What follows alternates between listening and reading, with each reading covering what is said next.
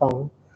तो हम लोग आज ये जो अध्याय है, तो यहाँ पर एक दृष्टि से हम लोग देखें तो ये बहुत प्रसन्नता वाला कोई संदेश नहीं इसमें है, जिसमें पूरे जो पांडव हैं तो इतने लंबे समय तक उन्होंने भगवान श्री कृष्ण का जो प्रत्यक्ष संग था, उनके जो भी, जैसे कुंती महारानी भी अपने प्रार्थना में वो कहती हैं कि विपदा संतुता सरस्वत तत्र तत्र जगत गुरु भवतो दर्शनम यस्यात् अपुनर भव दर्शनम, कि आपका संग हमको मिला, आज हमारा सब कुछ जो स्थिति है, पूरा राज्य भी हमको मिल चुका है, पूरी जो भी समस्या थी वो ठीक हो गई थी, तो अभी आप जा रहे हैं, तो मैं ये प्रार्थना करती हूँ कि ये जो कष्ट है हमको बार बार मिलते रहे, जिससे कि आपका संग हमको मिलता रहे।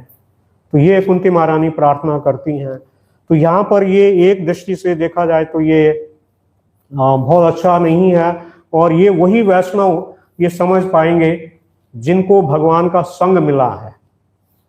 और हम लोग देख रहे हैं कि वो कैसे जो युधिष्ठिर महाराज यहाँ पे अपना जो उनका जो कष्ट है उसको वो यहाँ पर व्यक्त कर रहे हैं। तो शुरुआत में पहला और दूसरा श्लोक श्रीमान वृषभास्वर जी ने लिया था, और इस पूरे जो ये भगवान का अंतर्धान होना, या भगवान इस धाम से जब अपनी लीला करके चले जाते हैं तो कैसे ये विशेष रूप से ये जो लीला यहाँ पे चल रही है, तो इसके बारे में प्रभु जी ने पूरा बताया था। ये अभी धीरे धीरे हमको आगे आने वाले श्लोकों में आता रहेगा। आज का जो श्लोक है इसमें युधिष्ठिर महाराज वो कह रहे कि काल क्रम में ऐसा हुआ कि लोग लोभ क्रोध गर्व इत्यादि के अभ्यस्त हो गए। नहीं तो जो तीसरा श्लोक है, यदि इसमें हम लोग देखें तो उसमें भी ये आया था कि उन्होंने देखा कि सनातन काल की गति बदल गई है और अत्यंत भयावह था। ऋतु संबंधी नियमितताओं में व्यतिक्रम हो रहे थे। सामान्य लोग अत्यंत लालची, तो वहां पर भी आया है कि सामान्य लोग अत्यंत लालची, क्रोधी तथा धोखेबाज हो गए थे, वो हो गए थे। और आज का जो श्लोक है इसमें आया कि वो अभ्यस्त हो गए उसके। नहीं तो लालची होना और उसका अभ्यस्त हो जाना, तो ये हम लोग देखते हैं अपने जीवन में भी कि कुछ चीजें, कुछ आदतें हमारी ऐसी हो जाती हैं, वो फिर छूटना मुश्किल हो जाता है। नहीं, जैसे कोई नशे का आदी हो जाता है, अभ्यस्त हो जाता है, वो उसके लिए उसको अपनी मृत्यु, उसको ज्ञात है उसको कि मेरी मृत्यु इससे होने वाली है, लेकिन वो उसका ऐसा अभ्यस्त हो जाता है। सामान्य लोगों को पूछे, कई लोग चाय के इतने अभ्यस्त होते हैं, वो बिना उसके उनको बोलेंगे तो उनका सुबह आंख नहीं खुलती है, जब तक नहीं उनको शायद आवाज नहीं लगेगी कि चाय रख दी तो आंख नहीं खुलेगी, अभ्यस्त। ऐसे यहां पर बता रहे हैं कि काल क्रम में ऐसा हुआ कि लोग लोभ क्रोध गर्व इत्यादि के अभ्यस्त हो गए। आप सोचिए कि क्या स्थिति है। और यहां पर मैं ये विचार कर रहा था कि हम लोग अभी आगे जो आने वाला जो चर्चा है इसमें हम लोग पढ़ेंगे कि कली ने अनुमति किससे मांगी थी? परीक्षित महाराज से। नहीं तो उस दृष्टि से देखें तो अभी कली का जो आधिकारिक रूप से यदि वो अपना अनुमति मांग के यहाँ पर आ रहा है तो वो आगे है। अभी ये समय नहीं है जहां पर युधिष्ठिर महाराज यहाँ पे बोल रहे हैं। चर्चा में हम लोग देखते हैं कि वो उसने परीक्षित महाराज से अनुमति मांगी, लेकिन यहाँ पर कली का प्रवेश कब होता है? मतलब हमको यहाँ पर ये सीखने को मिल रहा है कि यदि हमारे जीवन में भगवान नहीं है, नहीं जैसे यहाँ पर भगवान, इस दृष्टि से हम लोग देखें तो जीवन में, जिसके जीवन में भगवान नहीं है तो उसके जीवन में और क्या रहेगा? ये काम है, क्रोध है, लोभ है, यही इसका कारण है। तो कली वो यहाँ पर कह रहे हैं वो कि कालक्रम में लोग ये अभ्यस्त हो गए। और इसमें पहले यहाँ पर आ गया कि ये सामान्य लोग इससे लालची हो गए और ये सब इसमें लोग अभ्यस्त हो गए उसके। तो इस श्लोक के साथ में एक्चुअली हम लोग देखें तो आगे के जो 2 श्लोक हैं इनमें तात्पर्य नहीं है प्रभुपाद जी का, और यही विषय है। तो इन दोनों श्लोकों को भी हम लोग पढ़ के, उनका अनुवाद पढ़ के और फिर हम लोग चर्चा करेंगे। तो यहाँ पर जो 6वां श्लोक है, इस श्लोक में आया है कि महाराज युधिष्ठिर ने इन सब अपशकुनों को देखकर अपने छोटे भाई से कहा। और 6वें श्लोक में फिर आ रहा है कि युधिष्ठिर उवाच संप्रेषितो द्वारकायाम जिष्णुर्बंधु दिद्रक्षया ज्ञातुम च पूर्ण श्लोकस्य कृष्णस्य च विचेष्टितम, कि महाराज युधिष्ठिर ने अपने छोटे भाई भीमसेन से कहा। वहां पे इस श्लोक में आया है कि दृष्टो वाचा अनुजम नृपः, तो अनुज कौन है? भीमसेन है। वो 6ठे श्लोक में वो कह रहे हैं कि महाराज युधिष्ठिर अपने छोटे भाई भीमसेन से कहा, मैंने अर्जुन को द्वारका भेजा था, वो अपने मित्रों से भेंट करके आए और भगवान श्री कृष्ण से उनका कार्यक्रम जानता आए। 7वें श्लोक में कह रहे हैं कि गतः सप्ताधुना माशा भीमसेन तवानुजः नायाति कश्य वा हेतोर्नाहम वेदेदम अंजसा, कि जब से वो गया है तब से 7 माह बीत चुके हैं, फिर भी वो लौटा नहीं है। मुझे ठीक से पता नहीं है कि वहां क्या हो रहा है। किस प्रकार से ये यहाँ पे चर्चा आ रही है। तो मुख्य रूप से यहाँ पर देखें तो जो 6 रिपु हैं, जो 6 जो शत्रु हैं हमारे, काम क्रोध लोभ मोह मद मत्सर्य, तो ये यहाँ पे इनका जो प्रभाव है, तो इनके प्रभाव की दृष्टि महाराज चर्चा करें तो वो एक दृष्टि से देखा जाए तो हमारे लिए बड़ी चिंता व्यक्त कर रहे हैं।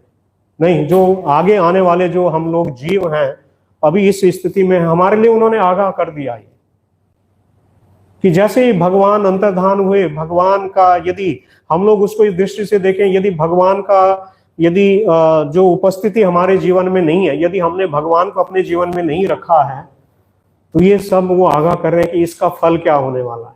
तो यहाँ पे उन्होंने कहा कि ये लोभ क्रोध गर्व और ये सब, ये इससे लोग अभ्यस्त हो जाएंगे। और हम लोग देख रहे हैं कि यही सब जहां कहीं भी हमारी दृष्टि जाएगी तो यही सब कुछ दिखाया नहीं, क्योंकि लोगों ने अपने जीवन में भगवान का जो इच्छाएं,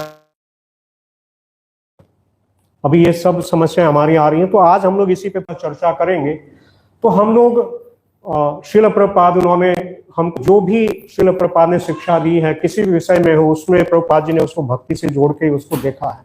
लेकिन यहाँ पर ये जो काम क्रोध लोभ मोह, तो ये किससे होता है? क्योंकि हमारी जो इंद्रियां हैं, तो हमारी इंद्रियों की जो इच्छाएं हैं उसके कारण ये सब होता है। तो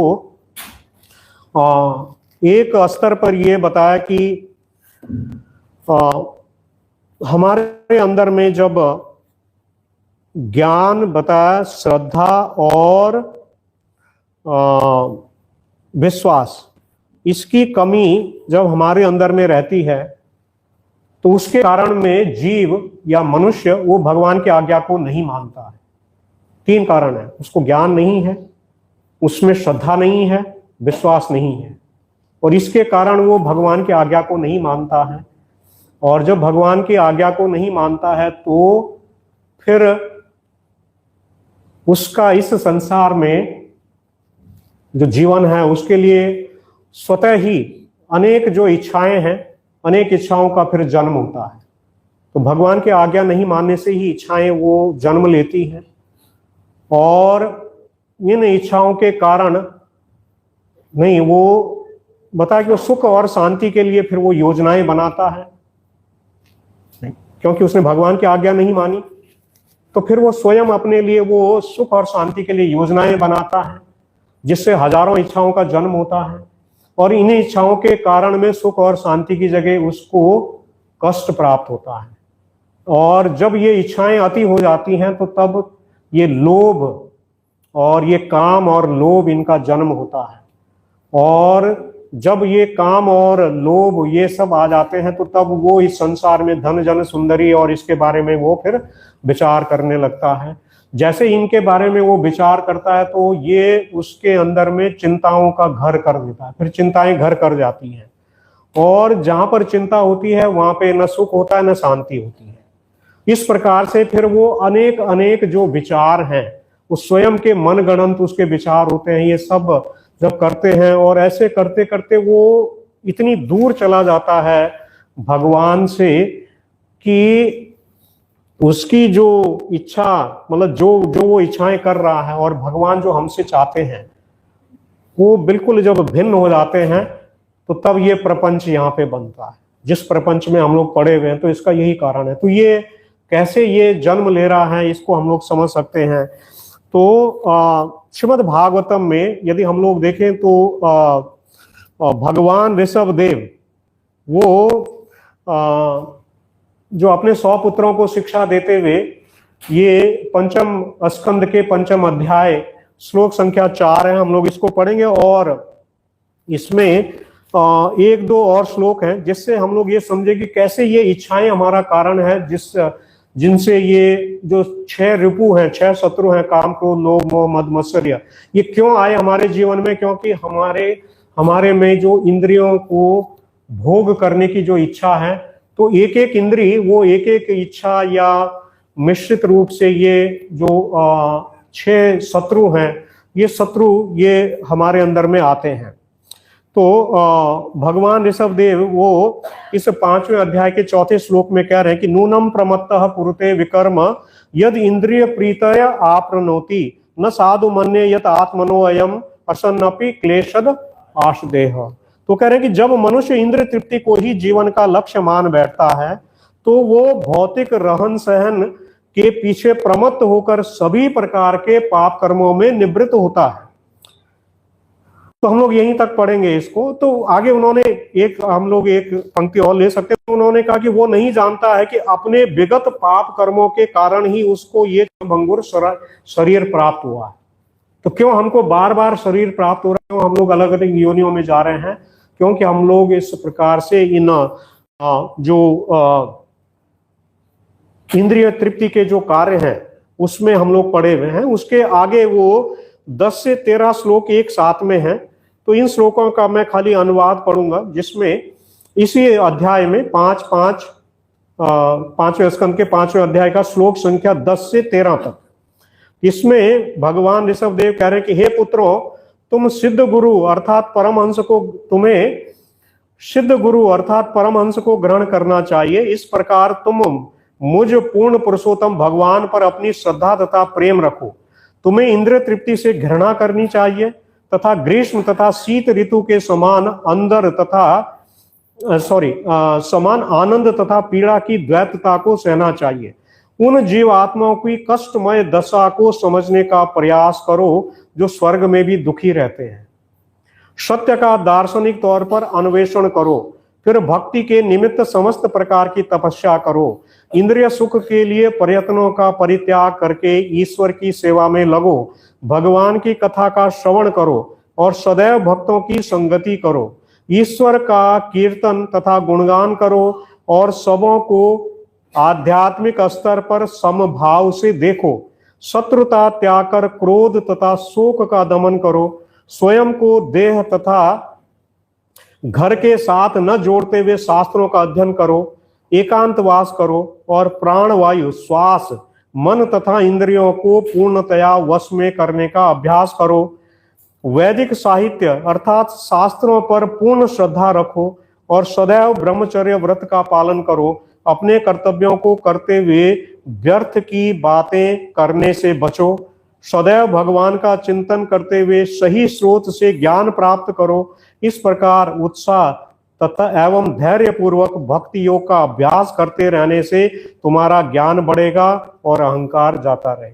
इस प्रकार से ये शिक्षाएं, ये ऐसा नहीं है कि यहीं पे है। श्रील प्रभुपाद ने पूरे हमारे जो भी श्रील प्रभुपाद से शिक्षाएं ग्रहण हो रही है, तो प्रभुपाद जी ने सब कुछ को स्पष्ट हमको बताया हुआ है। तो यहाँ पर अभी हम लोग सोच रहे हैं, हमारा अभी विषय है कि हमारी जो इंद्रियां हैं, हम लोग भक्ति की बात कर रहे हैं, हम लोग अभ्यास भी कर रहे हैं, लेकिन फिर प्रश्न यही आता है कि इतना समय हो गया लेकिन बहुत ज्यादा हमको वो जो फल उसको हम लोग नहीं देख पाते अपने जीवन में। फिर भी हमारे कार्य बहुत ज्यादा बदलाव नहीं हुआ है। अभी भी भौतिक जीवन के लिए हमारी योजनाएं बहुत सारी बनी हुई हैं, ये सब परिवर्तन अभी नहीं हो पा रहा है। तो इसमें कैसे इसको हम लोग समझें, क्या हमको करना चाहिए? तो यहाँ पर हमारी समस्या क्या है? मनुष्य की समस्या एक और भी है, अन्य जो योनियां हैं उससे मनुष्य में समस्या और क्या है। एक शास्त्र का श्लोक आता है जिसमें बता कि पतंग मातंग कुरंग भृंग मीन पंच एक पंचभिर एक प्रमाथि स कथम न हन्यते यह सेवते पंचभिर पंच। कि जो पतंग है, पतंगा होता है एक एक वो उड़ने वाला जो प्रकाश की तरफ आकर्षित होता है, वो आग में उससे इतना आकर्षित होता है वो आग में जाके मर जाता है। वो उसकी जो नेत्र है, उसकी जो दृष्टि है वो इतना सुंदर लगती है उसको वो अग्नि कि वो उसको उसके समीप जाके वो अपने आप को रोक नहीं पाता, उसमें चला जाता है, उसमें मर जाता है। एक इंद्री के कारण है। नहीं, पतंग मातंग ये है हाथी, उसका स्पर्श की इंद्री की उसकी कमी होती है, उसके कारण वो अपना जीवन भी वो समाप्त कर लेता है। पतंग मातंग कुरंग, कुरंग बोलते हैं हिरण के लिए। हिरण की कौन सी इंद्री? श्रवण। कोई बहुत अच्छा मधुर यदि उसको कुछ सुनाई दे रहा है, शिकारी भी आ रहा, कुछ भी आ रहा, वो अपना खो जाता है उसमें। एक इंद्री का कमी है, उसके कारण वो उसका जीवन चला जाता है, कुरंग। और भृंग बोलते हैं भौरा।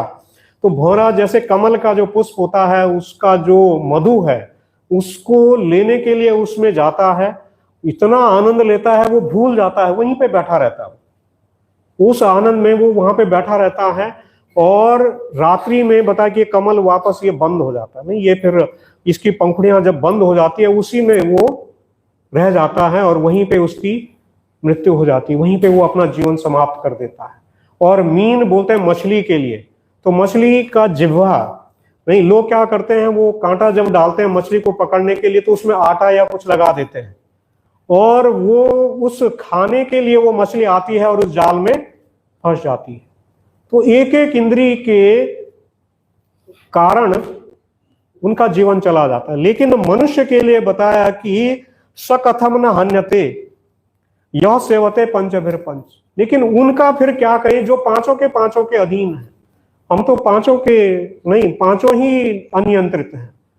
कोई भी ऐसा नहीं कह सकता कि नहीं खाली कान से कुछ सुनने के लिए नहीं चाहिए, लोग अभी तो इंटरनेट है, नहीं आंख से देखने के लिए उसमें वो भी कर रहे हैं, खाने के लिए कोई भी सीमा नहीं है, नहीं जिह्वा उस पर नियंत्रण नहीं है, स्पर्श की इंद्री मतलब मनुष्य ही ऐसा है जो इसमें पशु वो खाली संतान उत्पत्ति के लिए ही वो उनको वो मिलते हैं।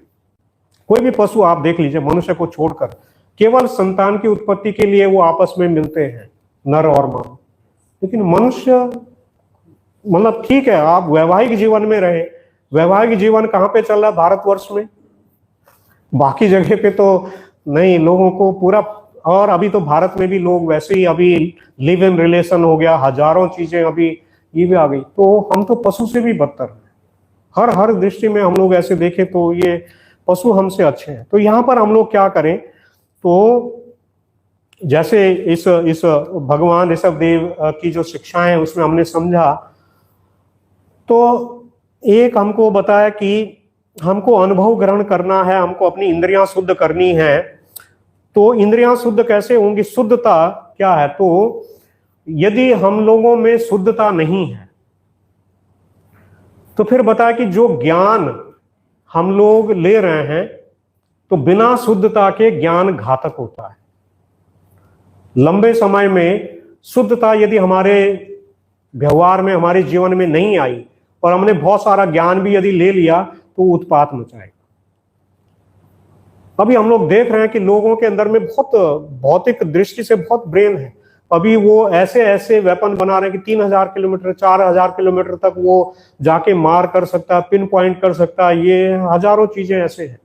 क्यों ऐसा हो रहा है? ज्ञान तो है उनके पास में लेकिन शुद्धता नहीं है उनके अंदर में, भगवान के लिए वो भगवान की भक्ति नहीं कर रहे। तो वही ज्ञान क्या कर रहा है? उत्पात कर रहा है। सारे जितने भी अभी सबका शोषण क्यों हो रहा है? क्योंकि आजकल जो MBA और ये सब ऐसी शिक्षाएं, इसमें खाली यही सिखाया जा रहा है कि दूसरे से आपको कैसे शोषण करके उनसे आपको काम करवाना है। उसको पता है। अभी हम लोग सुनते हैं कई लोग ऐसे, वो ऑफिस में भी जब आते हैं तो इतने मतलब वो लोग बिल्कुल इतना उनको तंग किया जा रहा है, बहुत तंग किया जा रहा है। ऐसे ये सब क्योंकि ज्ञान है लेकिन शुद्धता नहीं है, तो बिना शुद्धता के ज्ञान घातक है। और जो हमको अनुभव, जो भी अनुभव हमको आएगा उसके लिए दो चीजें बहुत महत्वपूर्ण है, ज्ञान एवं शुद्धता से ही अनुभव हमको आएगा। यदि दो चीजें नहीं रहेंगी, ज्ञान का अभाव होगा, शुद्धता का अभाव होगा, तो हम लोग कोई भी अनुभूति हम लोग नहीं कर पाएंगे। ज्ञान ले लेंगे लेकिन अनुभव, वो अनुभूति के स्तर पे हमको नहीं आएगा। तो शुद्धता हमको कैसे आएगी? सेवा करने से और कीर्तन से आएगी, और ज्ञान हमको श्रवण से आएगा। तो यहां पर अभी बता कि वैष्णव वो किसे शुद्ध इंद्रियां मानते हैं? तो शुद्ध इंद्रियां वो हैं जो भगवान की सेवा में लग जाएं। अन्यथा बहुत सारे लोग हैं भारत में, वो कहेंगे कि तथाकथित ब्राह्मण घूम रहे हैं, तो वो कुछ वैसा नहीं कर रहे हैं जैसे जो अन्य लोग कर रहे हैं, अपने आप को थोड़ा वो शुद्ध ऐसे मानते हैं। लेकिन यदि चेतना के स्तर पर ऐसे देखें तो कोई परिवर्तन नहीं हो, मतलब वही चेतना सब चल रही है। तो शुद्ध इंद्रियां वही हैं जो भगवान की सेवा में लग जाएं, अन्यथा वो शुद्ध इंद्रियां क्या है? तो यहां पर अभी बता कि जैसे लोहा होता है तो वो चुंबक से चिपक जाता नहीं, लोहे को चुंबक के सामने ले जाएंगे तो उस पर चिपक जाएगा, लेकिन यदि उस लोहे पे जंग लगा हुआ है तो तब नहीं चिपकेगा उससे, नहीं। तो वैसे ही हम लोग भगवान से, जीव और भगवान का तो संबंध है, उसको भगवान से आकर्षित होना ही चाहिए, लेकिन बीच में जंग आ गया और उस जंग के कारण अभी नहीं हो पा रहा। इतना सब हम लोगों को लग रहा है कि मैं प्रयास तो कर रहा हूं, लेकिन जंग हटाने का तो हमने सोचा ही नहीं कि जंग लगा हुआ बीच में, जिसके कारण कि वो आपस में चुंबक नहीं हो पा रहा, वो नहीं मिल पा रहे हैं। तो इसलिए समझना आवश्यक है कि शुद्ध इंद्रियां क्या हैं, सेवा में युक्त इंद्रियां हैं। अभी हम लोग थोड़ा सा विचार करेंगे, हमारी 5 ज्ञानेंद्रियां हैं, 5 कर्मेंद्रियां हैं, क्या क्या हम लोग कर सकते हैं। ये बहुत बेसिक चीजें हैं। हम लोग भक्ति और ये सब माला जप और ये सब कर रहे हैं, लेकिन फिर भी हम सबका प्रश्न ये आ रहा है, तो थोड़ा सा हम लोग इसमें समझेंगे कि कैसे जो हमारी ज्ञान इंद्रियां, कर्म इंद्रियां, इनके लिए छोटे छोटे काम कैसे करें जो हमको सहायता देगा, जिससे कि हमारा ये जो भजन है, ये भजन हमको फल देना शुरू करे, तभी उसका फल हमको प्राप्त होगा। अन्यथा हम लोग कर रहे हैं, लेकिन साथ साथ में यदि इंद्रियों का हम लोग, यदि उनका जो शुद्धि है उसका विचार नहीं कर रहे हैं, तो तब हमको समय लग रहा है। नहीं, हम सब ये हमको मानना चाहिए। तो हमारी 5 ज्ञानेंद्रियां, 5 कर्मेंद्रियां हैं, इसके ऊपर मन बुद्धि है, उसके बाद में बताए द्रव्य शुद्धि है, नहीं द्रव्य शुद्धि है, देश शुद्धि है। हमारा देश शुद्धि मीन्स कि स्थान शुद्ध होना चाहिए, क्रिया शुद्ध होनी चाहिए, हम लोग जो भी काम करते हैं वो शुद्ध होने चाहिए, तो हमारी सेवा वो शुद्ध होनी चाहिए। तो यहाँ पे शुद्धि के लिए बताया, जैसे कुछ चीजें बताए कि यहाँ पर वर्णन आता है, जैसे भूमि है, जल है और स्त्री, तो इनको बताया कि ये समय के साथ में स्वतः शुद्ध होते हैं, नहीं उसमें कुछ आपको और कुछ नहीं करना। जल यदि वो मिट्टी है कुछ ऐसे, लेकिन कुछ समय के बाद में वो सब स्थिर हो जाएगा, नीचे वो शुद्ध हो जाएगा। भूमि भी कोई गंदा करता है, लेकिन हमेशा भूमि अशुद्ध नहीं रहती है। तो भूमि, जल, स्त्री कुछ काल के बाद में स्वतः ये शुद्ध हो जाते हैं। स्नान के द्वारा शरीर शुद्ध होता है, नहीं तो बाह्य शुद्धि हमको स्नान से हमारी होती है। ये भारत में ही होता है, कई लोग वो खाली परफ्यूम लेते हैं महंगा वाला, वो डालते हैं, उनका कंसेप्ट ही नहीं है, पहले पानी नहीं था शायद, ऐसे कुछ तो था, तो इसके लिए उनका मतलब सब कुछ तरीका ही अलग है। लेकिन भारतवर्ष में तो सभी जगह जल और बिना स्नान किए हुए कोई भी नहीं रहता था, नहीं। तो ये बाह्य शुद्धि शरीर की हम लोगों को स्नान से हम लोग इसको पाते हैं। शौच के बाद में मिट्टी आदि से स्वच्छ हुआ जाता है। संस्कार के द्वारा गर्भ इत्यादि की शुद्धि होती है, नहीं तो संस्कार अभी लोगों ने छोड़ दिए हैं। तो इसीलिए अभी जैसे अर्जुन ने शुरुआत में ही कहा कि ये जो संतानें अभी होंगी, तो ये सब उनको क्या बोला उन्होंने, वर्ण संकर, तो वर्ण संकर सब उत्पन्न होंगे। तो अभी संस्कार तो कोई भी किसी को भी ज्ञात नहीं है। तो हम लोग देख रहे हैं कि भौतिक शिक्षाएं तो हम सब लोग सबको देना चाहते हैं, लोग दे रहे हैं ऐसे, लेकिन क्या वो एक मनुष्य के जैसे उनको वो संस्कार दिए जा रहे हैं, वो नहीं है। तो संस्कार के द्वारा गर्भ आदि की शुद्धि होती है। इंद्रियों की शुद्धि तपस्या से होती है। जैसे वाणी का तप मौन है। इज्जा, ब्राह्मण को भगवान की सेवा में लगा रहना चाहिए। दान द्वारा धन शुद्ध होता है। संतुष्टि से मन की शुद्धि होती है। आत्मा की शुद्धि आत्म विद्या से होती है। नहीं, तो ये सारी चीजें छोटी छोटी चीजें हैं, लेकिन यदि हमको ज्ञात नहीं है या इसका हम लोग छोटी चीजों को अपने जीवन में शुरुआत यदि इनकी नहीं करेंगे तो बड़ी चीज हम लोग करते रहेंगे और ये हमारा मिसिंग है, तो उसका फल हमको नहीं होगा। तो सर्वप्रथम हम लोग अभी जो ज्ञान इंद्रियां हैं इसमें बताया कि कानों की शुद्धि, तो कान को कैसे शुद्ध रखें हम लोग। तो जो शास्त्र निषिद्ध शब्द है उससे निरासक्त रहना। जो शास्त्र में नहीं बताया उसके प्रति कभी भी हमको रुचिकर नहीं होना चाहिए। इस भौतिक जगत में हमको सुनाई देगा, हम लोग ऑफिस में जाएंगे, कहीं बाहर जाएंगे, हमको सुनाई देंगे, सारी चीजें सुनाई देंगी। तो कैसे यहाँ पर बताए कि उससे निरासक्त कैसे, इसका अर्थ है कि कुछ गलत भी यदि सुन लिया है उसमें रुचि नहीं होनी चाहिए। तो सुनाई देगा, बाहर जा रहे हैं हम लोग, ऑफिस में कई लोग उनका पूरा चेतना ही वो रहती है, वो दुनिया भर की बातें ही करते रहते हैं, नहीं, हजारों चीजें उनका वही चल रहा होता है, तो रुचि उसमें नहीं होना चाहिए। तो बता कि ये कैसे ज्ञात होगा कि हमारी रुचि उसमें नहीं है सुनने के बाद। तो यदि दोबारा सुनने में रुचि है तो इसका अर्थ है कि हमको उसमें रुचि आ रही है। तो एक बार सुना उसको भूल जाना है, अपनी सेवा में वापस लग जाना है। तो यदि दोबारा सुनने में रुचि है, साधुओं के शब्दों को सुनने में रुचि होनी चाहिए। क्या साधु से श्रवण करने की हमारी रुचि है, ये हमको देखना चाहिए कि हमारा श्रवण निरंतर हो रहा है या नहीं हो रहा है।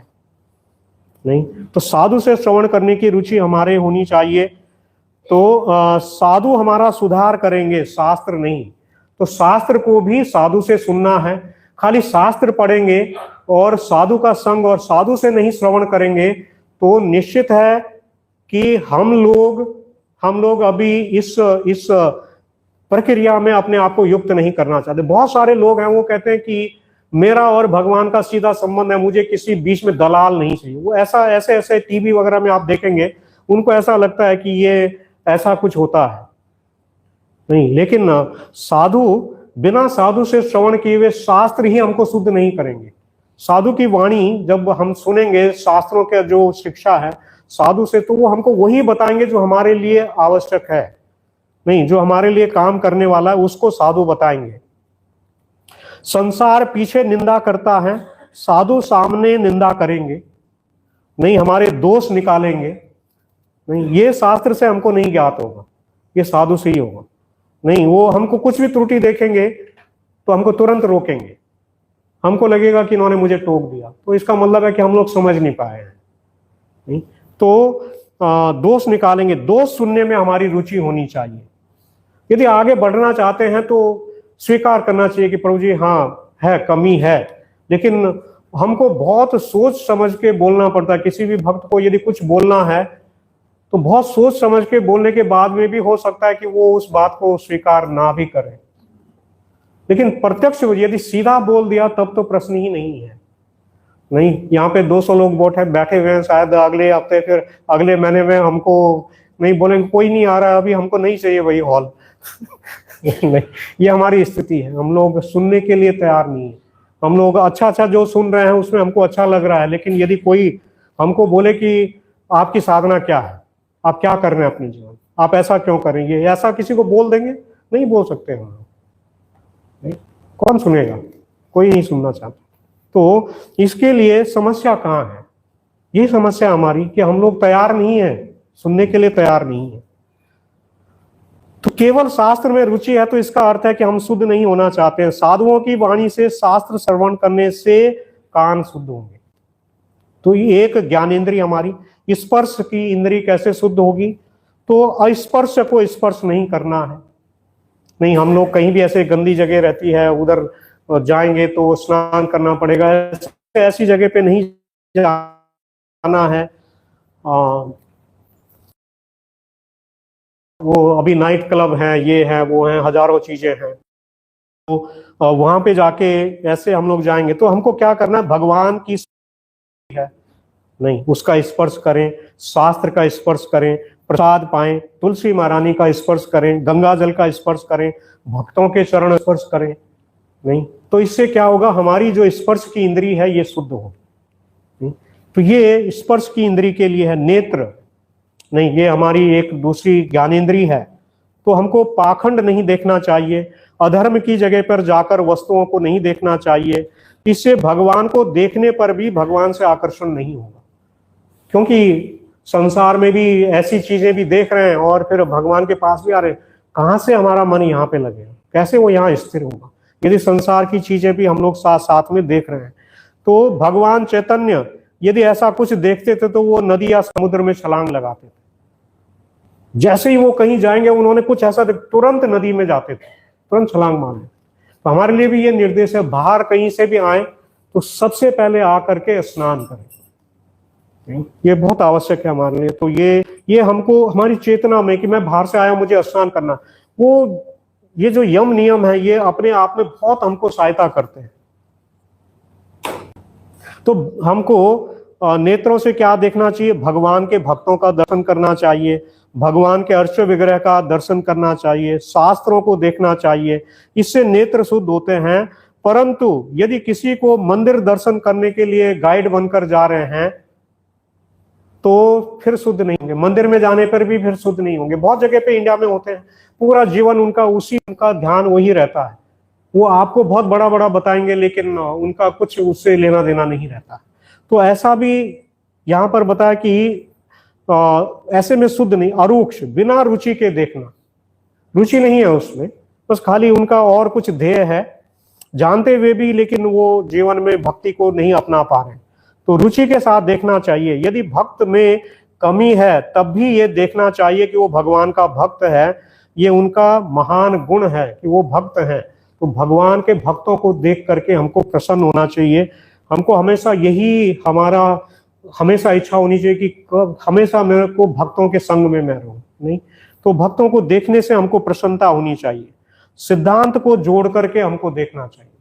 जो भी कुछ देख रहे हैं उसको, सिद्धांत को यदि हम लोग जोड़ के देखेंगे तो हमारी जो नेत्र हैं ये हमारे शुद्ध होंगे। जिह्वा, तो जिह्वा यहाँ पर ये जो हम लोग इससे, क्योंकि ये ज्ञानेंद्री भी है और कर्मेंद्री भी है, जिह्वा दो कार्य करती है। नहीं, हम लोग इससे वाणी बोलते हैं और हम लोग जो प्रसाद है वो ग्रहण करते हैं।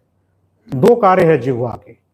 नहीं तो एक में ये ज्ञान इंद्री का कार्य है जिसको हम लोग जो भोजन वगैरह हम लोग कर रहे हैं, जो भी हम लोग प्रसाद ले रहे हैं, तो जिह्वा यदि शुद्ध नहीं है तो जप में भी रुचि नहीं आएगी। नहीं तो जो भोज्य है उसे ही खाना चाहिए, प्रसाद। और नात्यंत चापल रसे, कि प्रसाद पाते हुए अधिक चपल नहीं होना चाहिए, उसके स्वाद पे नहीं जाना चाहिए। स्मरण ये होना चाहिए कि ये भगवान का उच्चिष्ट है, कितना ये क्या सौभाग्य है कि जो ये मुझे अभी प्राप्त हो रहा है। तो वो विचार होना चाहिए, उसका स्वाद नहीं देखना चाहिए कि आज क्या बन रहा है। तो उस भाव से नहीं, वो भगवान को भोग लगा हुआ जो कुछ भी है उसको उस भाव से उसका पूरा आनंद लेना चाहिए। लेकिन आज ये नहीं है तो उसमें उतना नहीं, और यदि बहुत अच्छा बना हुआ है तो उसमें बहुत ज्यादा चपल नहीं होना चाहिए। उसका गुणगान करना है परंतु बहुत स्वाद नहीं लेना है। यदि धाम में जाकर तरह तरह के प्रसाद के बारे में ही विचार करने लग गए तो भगवान छूट जाएंगे। नहीं तो वहां पे जाके, क्योंकि भगवान को भोग लगा हुआ है तो सब कुछ खाना है। नहीं, जब वहां पे 5-6 दिन के लिए गए हुए हैं तो कुछ छूटना नहीं चाहिए। नहीं तो वो भी नहीं होना चाहिए। वहां पे हम लोग खाली इसके लिए गए हैं, वो हमको तो ये बता कि यदि प्रसाद के बारे में ही विचार करने लगे तो भगवान छूट जाएंगे, जिह्वा अशुद्ध हो जाएगी, तो इससे भी नाम नहीं हो पाएगा। तो भगवान चैतन्य उन्होंने कहा है कि जिह्वार लालसे इति उति धाय शिशिनोदर परायण कृष्ण नहीं पाए। जिह्वार लालसे इति उति धाय, यदि वही एक विचार रहेगा तो फिर कृष्ण नहीं पाए। फिर बता कि मितम, कि जितना आवश्यक है उतना ही लेना चाहिए। आज अच्छा बना हुआ तो आज खूब ले लो, और उसके बाद में फिर पार्सल का भी है, थोड़ा सा बच रहा है।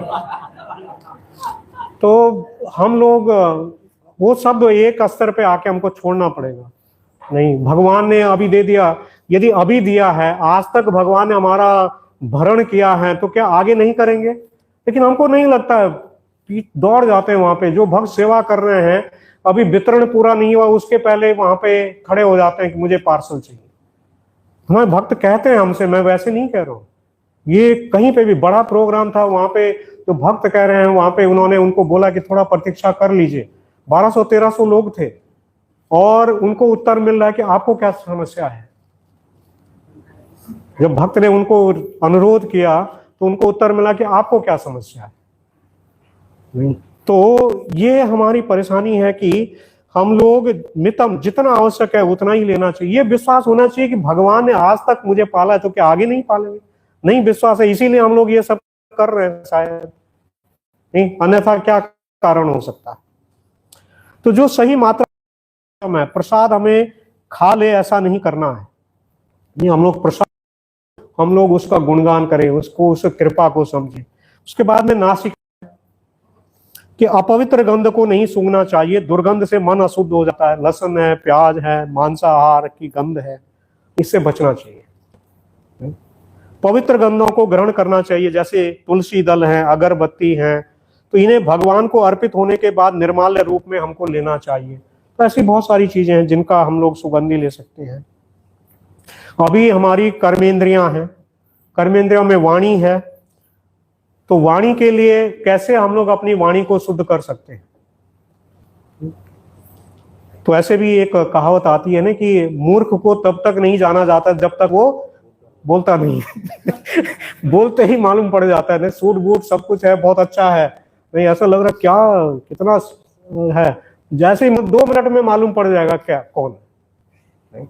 तो वाणी हमारी इतनी महत्वपूर्ण है, वो सोच के हमको शब्दों को बोलना चाहिए।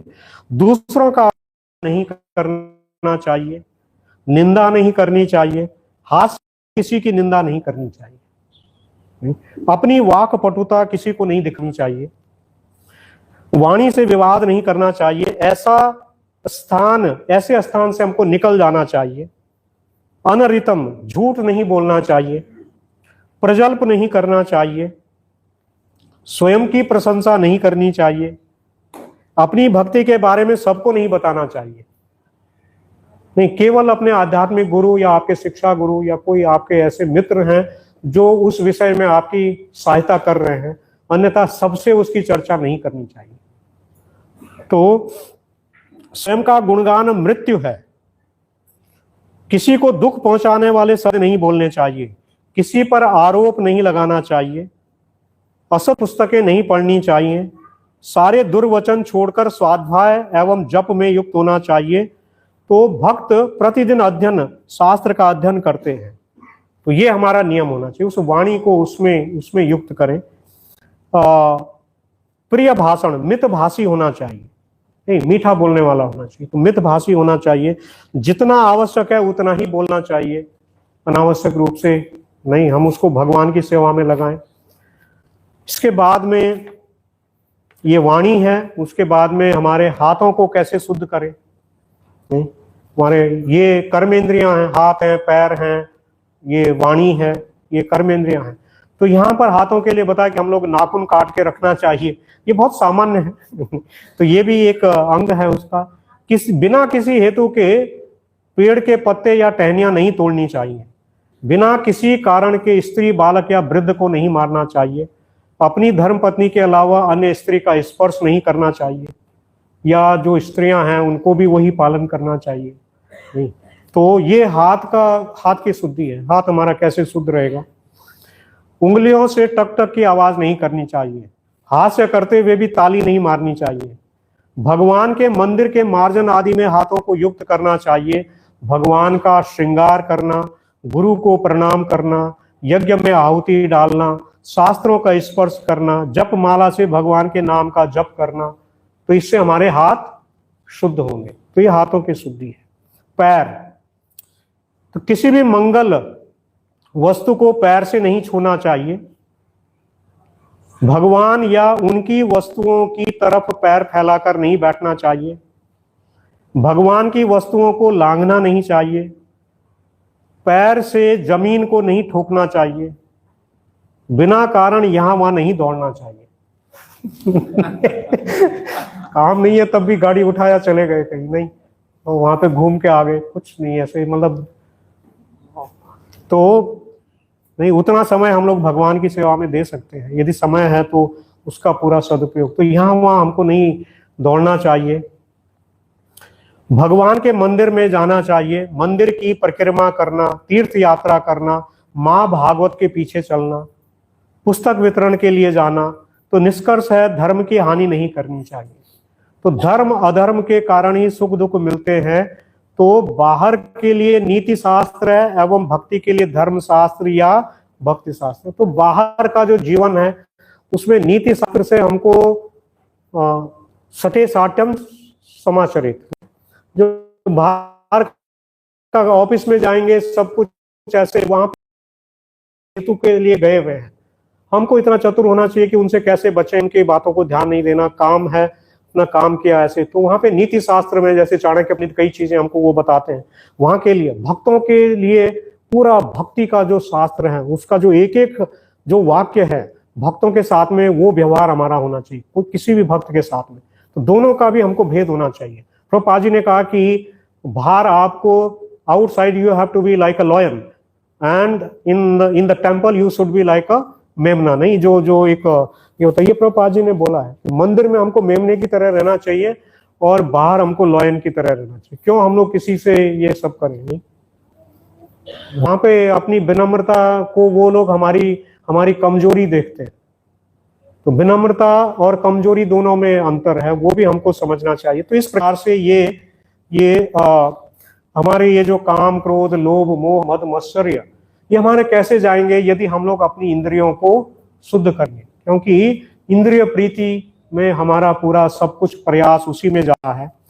तो श्रीमद् भागवतम में ये जो 6 रिपु हैं इनके बारे में हमको बताया हुआ है।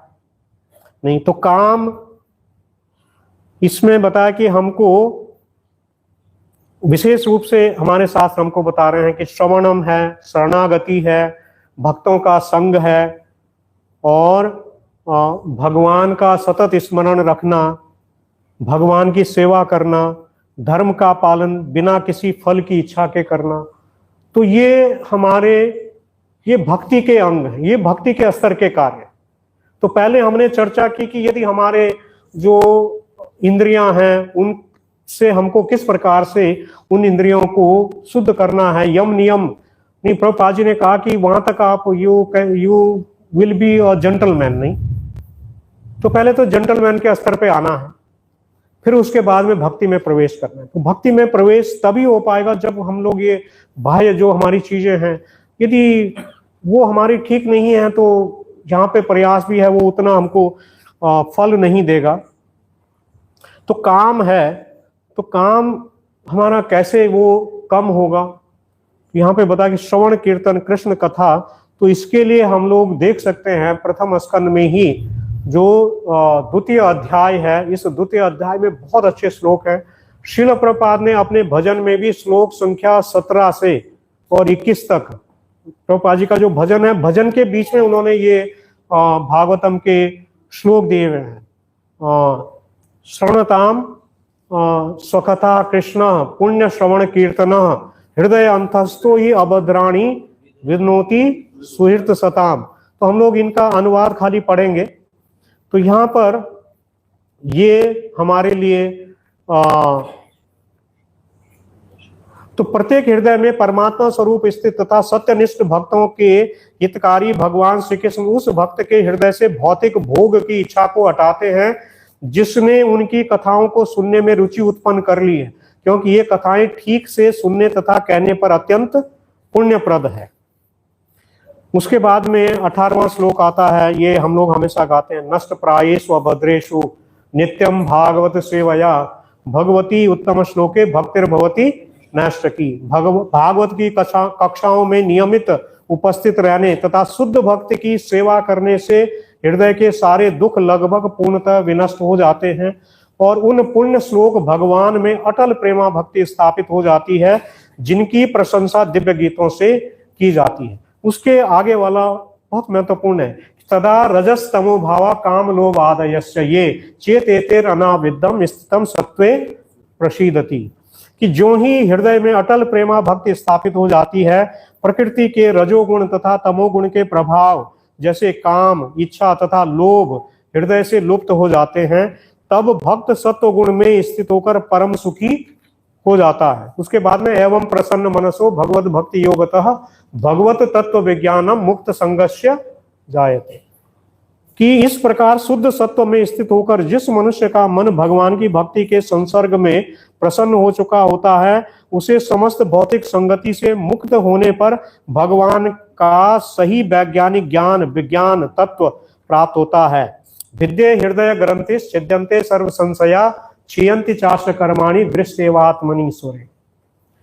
तब क्या होता है, इस प्रकार हृदय की गांठ भिद जाती है, कट जाती है, जो ग्रंथि जुड़ी हुई है संसार से वो कट जाती है और सारे संशय छिन्न भिन्न हो जाते हैं।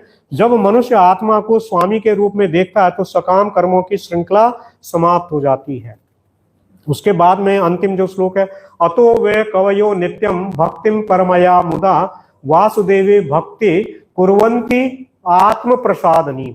आत्म प्रसादनीम मीन्स कि आत्मा पूर्ण तुष्ट हो जाती, आत्मा को फिर कुछ नहीं चाहिए, नहीं कि अतः निश्चय ही सारे अध्यात्मवादी अनंत काल से अत्यंत प्रसन्नता पूर्वक भगवान श्री कृष्ण की भक्ति करते आ रहे हैं, क्योंकि ऐसी भक्ति आत्मा को प्रमुदित करने वाली। तो ये तो हमारा काम, ये कैसे क्रोध के लिए बता कि भक्तिमय सेवा ये भावनाओं को शुद्ध करती है, ये हमारे क्रोध को ये कम करेगी। लोभ भक्ति द्वारा विरक्ति से ये कम होगा। नहीं, वासुदेवे भगवती भक्ति योगा प्रयोजित जन्यति आसु वैराग्यम ज्ञानम च यद अहेतु। आसु मीन्स कि शीघ्र, नहीं वासुदेवे भगवती, तो और किसी की नहीं, वासुदेवे नहीं, वो भी ध्यान रखना है, नहीं कि सोमवार को कुछ और मंगलवार को कुछ और बुधवार को कुछ, फिर कुछ नहीं होने वाला, नहीं। तो केवल 7 दिन 24/7 खाली क्या करना, वासुदेवे भगवती, भगवान वासुदेव की सेवा करनी है। तो फिर जन्यति आसु, आस मीन्स शीघ्र, वैराग्यम ज्ञानम च यद अहेतुकम, तो इससे हमारा ये जो लोभ है ये कम होगा। मोह ये बता कि ये भक्तों के संग में रहकर ज्ञान ग्रहण करने से होगा।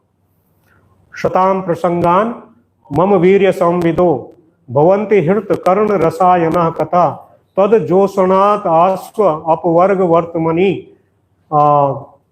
श्रद्धा रतिर भक्तिर अनुक्रमिष्यति। अपने आप सब हो जाएगा, भक्तों के संग करने से, भक्तों के संग में सब हमको प्राप्त होगा। तो मद, तो विनम्रता शरणागति के माध्यम से ही हमको आएगा। इसके लिए श्लोक आते हैं 11वें स्कंद में 20वें अध्याय 27-28 श्लोक हैं।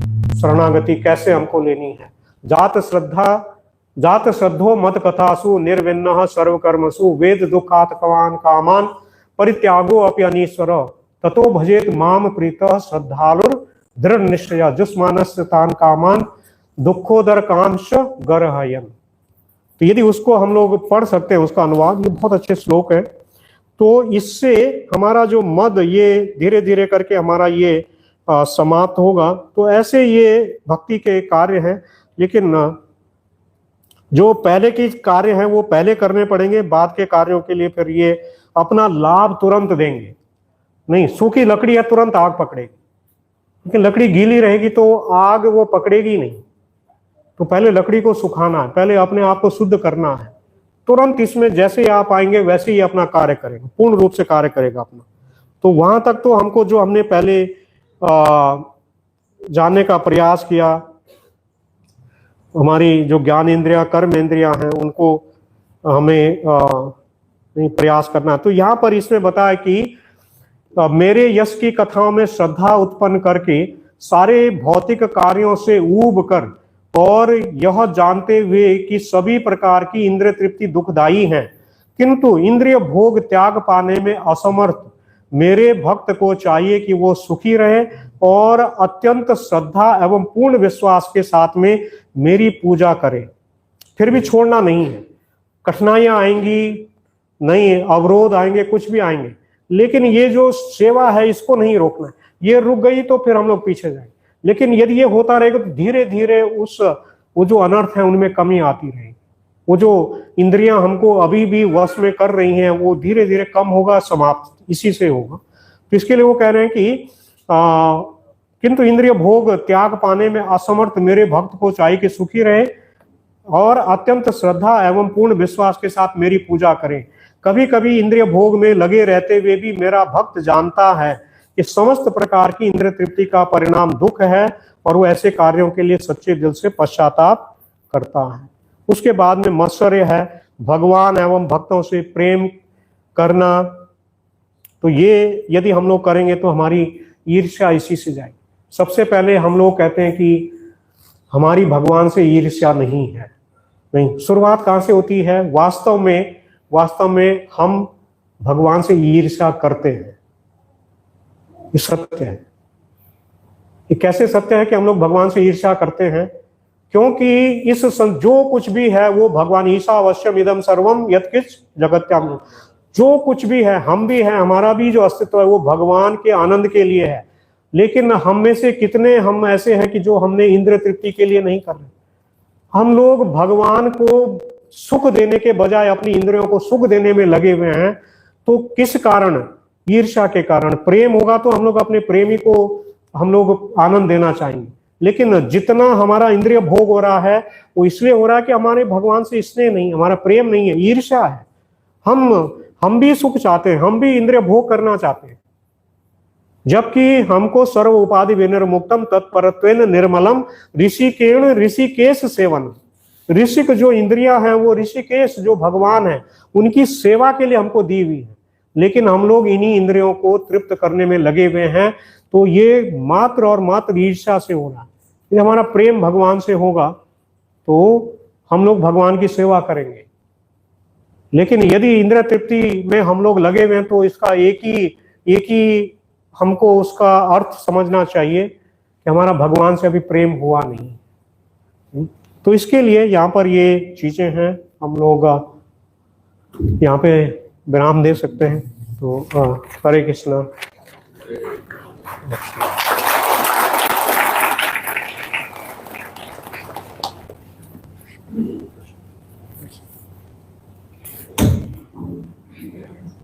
तो कुछ समय हमारे पास से हमें बहुत शांतिपूर्वक, बहुत विस्तार से आज के विषय पर श्रवण किया। कोई जिज्ञासा के प्रश्न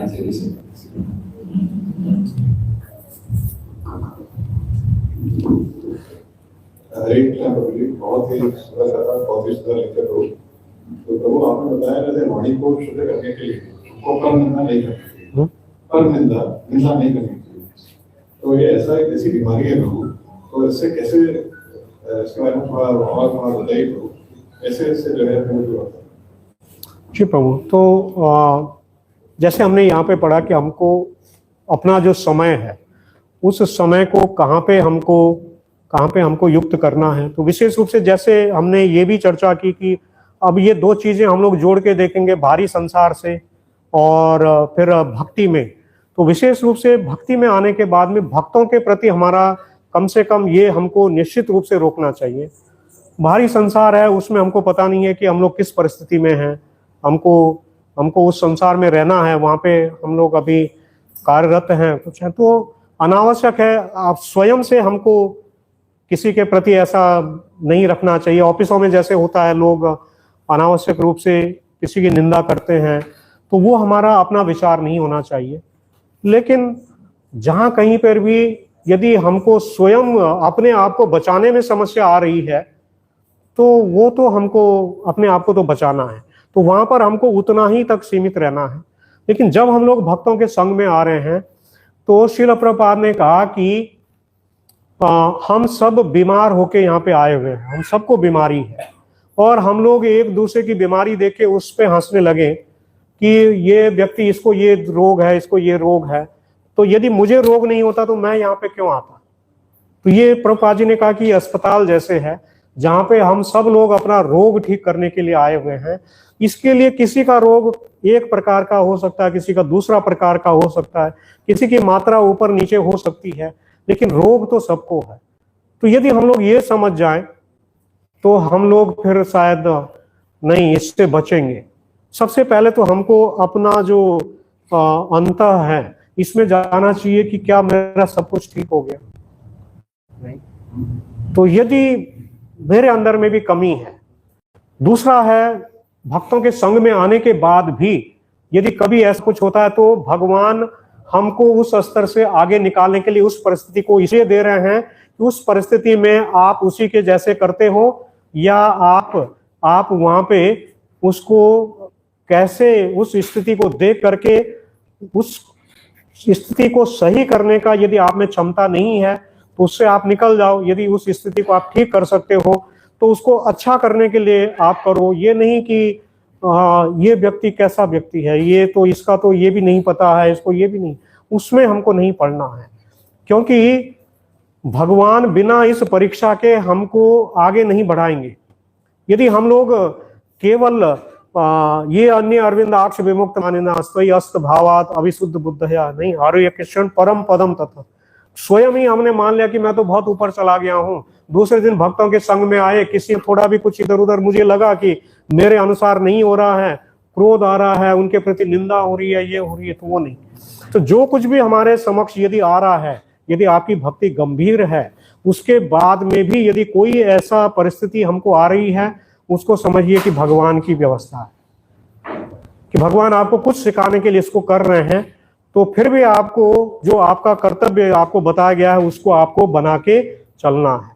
नहीं, मैंने एक बार प्रभु जी ने एक बार प्रश्न किया था ऐसे ही, तो हम लोग वो श्लोक का खाली अनुवाद पढ़ेंगे और उसके बाद में हम लोग यहाँ पर विराम देंगे। तो ये अच्छा प्रश्न है, मुझे जस्ट वो श्लोक याद आया। ये 11वें स्कंद के 22वें अध्याय में श्लोक संख्या 27 और 28 है। तो सभी खोल सकते हैं आप। You can open 11, 22, 27 and 28। वो श्लोक हमको बहुत मदद करता है। मैंने वो दोनों श्लोक कंठस्थ किए, 22, 58, 59, सॉरी, नॉट 28, 29, 27, 29, 58, 59। तो मैं उसका खाली अनुवाद पढ़ता हूं।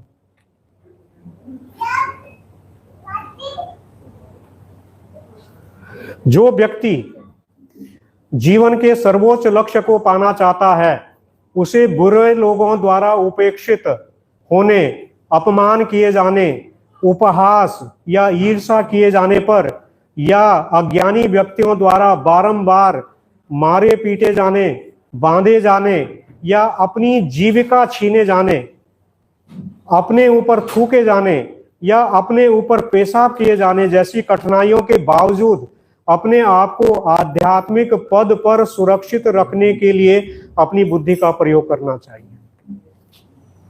कुछ नहीं छोड़ा इस श्लोक ने।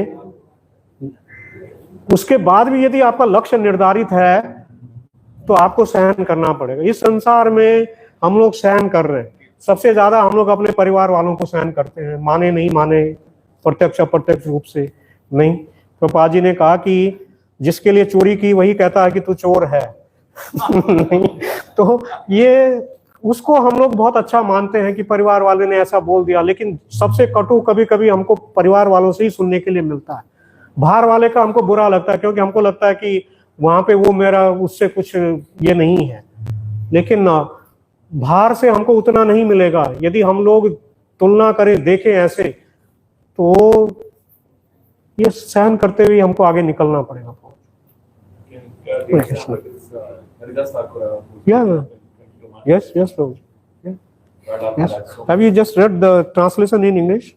Nothing is left. Means like everything is like we have to tolerate. Even somebody is beating or somebody is spitting on you or even throwing, means passing the urine on you or whatever it is there. Even taking your job from you, that is also britya. नहीं, आपकी वृत्ति को भी यदि वो ले रहा है, then also if your goal is set, you have to tolerate and you should not leave that goal because of this reason or that reason. Nothing can be higher than these reasons. The most painful reasons are just mentioned here, and what is told to tolerate them. Right.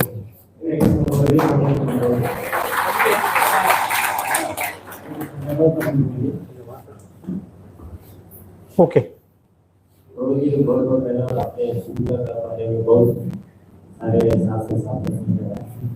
मेरे लिए भी प्रार्थना करिए। आपका जो प्राण का शुद्धि दान से होता है, प्राण का शुद्धि दान से होता है जी। लेकिन हम लोग मंदिर का निर्माण करते हैं, उस पर भी हम लोग ध्यान करते हैं। बिल्कुल भागवत के क्लास में प्रसाद के लिए हम लोग ध्यान करते हैं। बिल्कुल। लेकिन ऐसे परिस्थिति आते हैं हमारे गांव में, हमारे साथ में है जो समाज में, तो कोई आता है भाई इनका कुछ ऐसा है जी को थोड़ा मदद करनी। जी लेकिन हम लोग ये सोच के उनको मदद करते हैं, ठीक है, वो भी आगे अपना जो समस्या है उसका हमारा मदद से वो संतुष्ट हो जाए। लेकिन आगे जाके वो गलत कार्य करेगा, करते ही हैं। तो उसका इसके लिए प्रभुपाद जी ने हमको बहुत ज्यादा उत्साहित नहीं किया बाहरी संसार में। उन्होंने हमेशा यही कहा, जैसे आपने कहा, भगवान के भक्तों के लिए भगवान के मंदिर में इसमें सेवा करनी चाहिए, क्योंकि प्रभुपाद जी कहते हैं कि इस भौतिक संसार में जो कुछ भी हमको मिल रहा है ये हमारे प्रारब्ध से मिल रहा है। और जो सामान्य लोग हैं वो ये सोचते हैं कि मैं दयालु हूं और जिस भगवान ने ये सब कुछ बनाया है वो दयालु नहीं है, मैं दयालु हूं। क्या हम लोग ऐसे मान सकते हैं? परम दयालु हैं। यदि किसी जीव को कोई कष्ट यदि मिल रहा है तो हम उसका पिछला नहीं जानते हैं। प्रभुपाद जी कहते हैं कि यदि आप कहीं पे जाएंगे और कोई किसी को मार रहा है, उसको पीट रहा है, और आप बोलेंगे अरे क्यों मार रहे हैं, 10 लोग मिलके एक आदमी को मार रहे हैं, लेकिन यदि वो बोले कि इसने पीछे किसी को मार के आया है, किसी स्त्री के साथ में दुर्व्यवहार किया है, कुछ किया है, तो आप क्या बोलेंगे कि ठीक है मारो, यही बोलेंगे ना। लेकिन हमको पिछला नहीं पता है उसका कि क्यों उसको भगवान ये दे रहे हैं। भगवान का उसमें भी उसको सुधार करने का ये ढंग है, भगवान उसको सुधार करने के लिए वो स्थिति दे रहे हैं। प्रभुपाद जी ने कहा कि हम लोग भगवान की योजना में बाधा बन रहे हैं। भगवान ने उसको वो स्थिति दी है जिससे कि उसके वो अनर्थ जाएं, वो उससे बाहर निकले। उसने किया हुआ है, उसका फल उसको मिल रहा है। आपको ज्यादा ज्यादा करना है, उसको आप प्रसाद दीजिए, उसको वो सब दे सकते हैं, वो नहीं ग्रहण करेगा। आप कहीं पे जाएंगे, वो आप फल देंगे, कोई प्रसाद देंगे, वो बोले रख ले अपना, नहीं, उसको पैसा चाहिए, क्योंकि पैसा से शाम को वो लाइन में खड़ा होता है। तो ऐसे लोगों को प्रभुपाद जी ने उत्साहित नहीं किया है। लेकिन मुझे नहीं पता किसी विशेष परिस्थिति में कैसे आपको अपना विवेक, यहाँ पर होता है विवेक, शास्त्र से ज्यादा यहाँ पे हमारा जो विवेक है, उस स्थिति में हमको क्या निर्णय करना है वो उसी समय उसको हम लोग ले सकते हैं, समझ सकते हैं। ठीक है। And maybe just to add to that, is that in the US, the United States, one of the third or fourth reason why people get killed is road rage. Yeah. Two people are overtaking, one person is overtaking the other, just because their ego has been Yes. Yes. They take their gun and Yes. Yes. Yes. So that is a level of patience that Yes. the whole material world is now experiencing. Yes. And Bhagavatam is the only solution for all these things. Yes. Yes. That is the realization. That's what. There is that. Unnecessarily avoid the this and engaging ourselves in this material world. Best is जितना आवश्यक है। नहीं, वो कछुए का उदाहरण रहता है, अपने अंग को समेट के रखता है, जब उसको आवश्यक है तभी निकालता है, नहीं तो अपना समेट के रखता है। That's the minimum relation with this material world, minimum। यदि इसमें हम लोग सब सोचने लग जाएंगे तो कहीं ना कहीं फंसेंगे। नहीं, हम लोग, भगवान भी बोलेंगे कि मैंने तो सब बता दिया था, everything is told to you and then also you are going there only. ठीक है।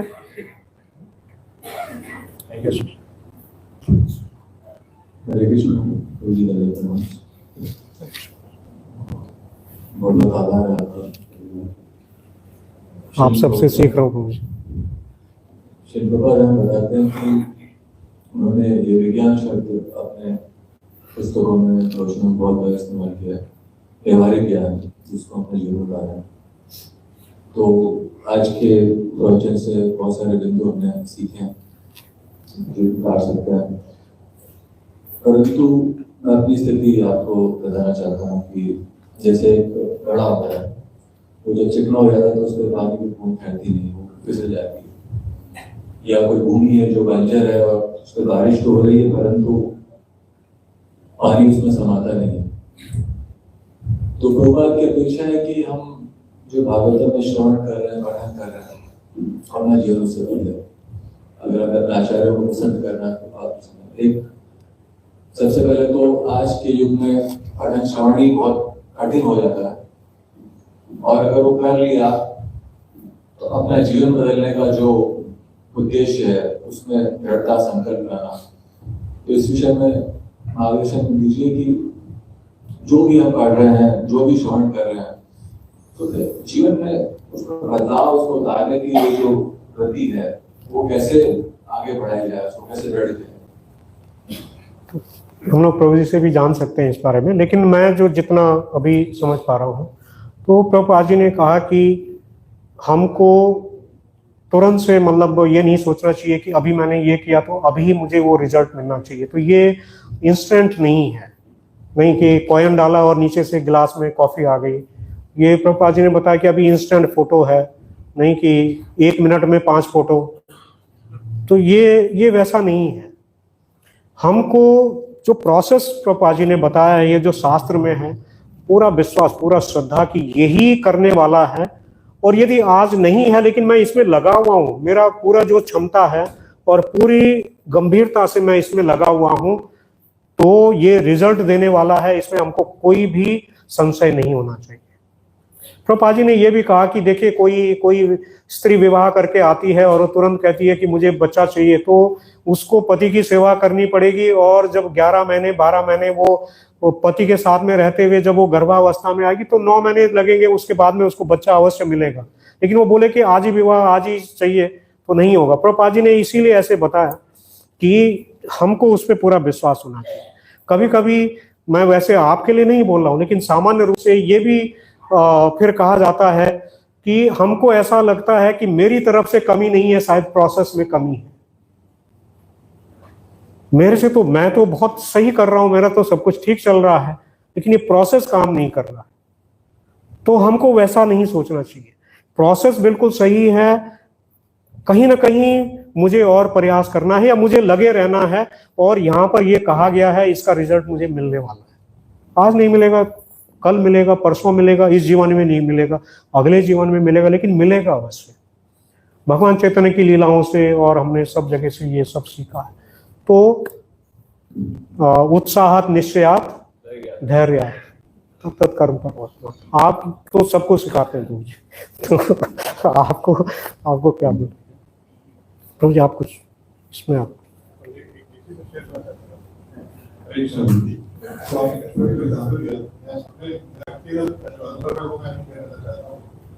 तो ये मैंने अपने जीवन से लिखा है। जैसे जो माया है वो आपको करती है,